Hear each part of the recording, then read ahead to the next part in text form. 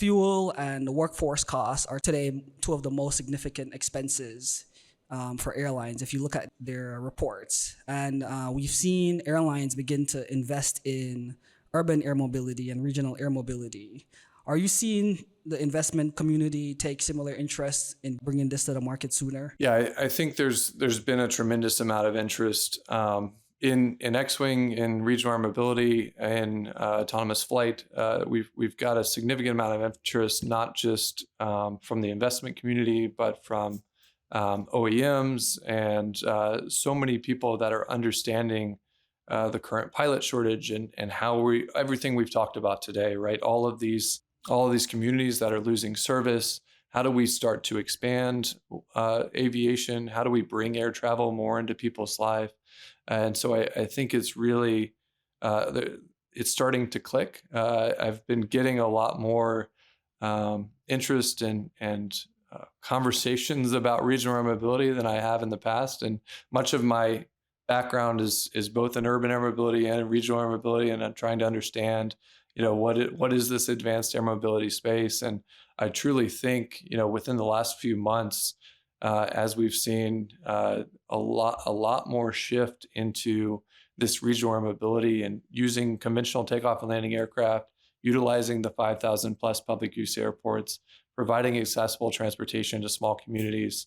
It's really starting to gain steam. And I think, especially with what Xwing is doing in our pragmatic approach of, as the FAA always says, right, crawl, walk, run, being able to really show, okay, we are transitioning, we're working very closely with the FAA in building and deploying this in our cargo feeder network and cargo operations before we ever transition it to passenger, and being able to just show that pragmatic approach is really the investment community is really excited about it.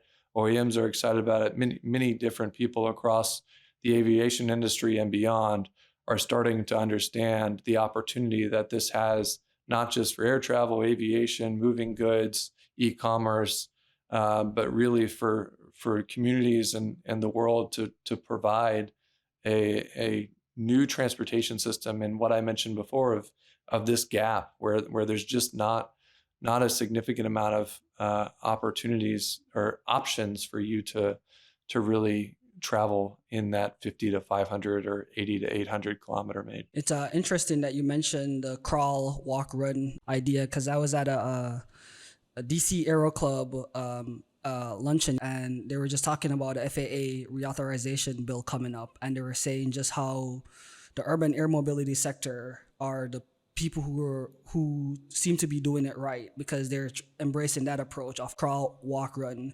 because they need to demonstrate to the public that what they're doing is safe and that they're responsible.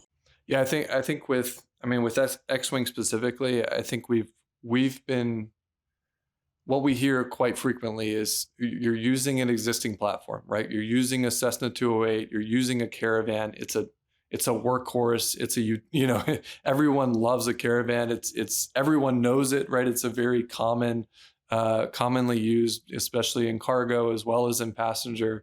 And it's just a very well-known aircraft. So using that to start to bring in some of these new technologies, understand how it applies to an existing airframe, be able to show how that scales, show how that impacts that market, how it can expand to other markets.